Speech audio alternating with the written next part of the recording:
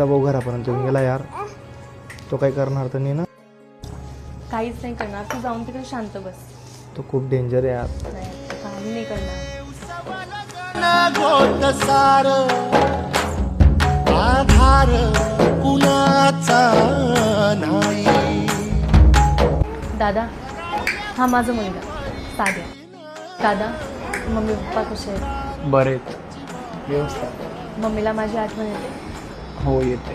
दादा, पप्पांना अजून पण राग आहे माझ्यावर. मिनल, मम्मी पप्पांना तुझी खूप आठवण येते का? माझ्याकडनं चूक झाली, प्लीज मला माफ कर.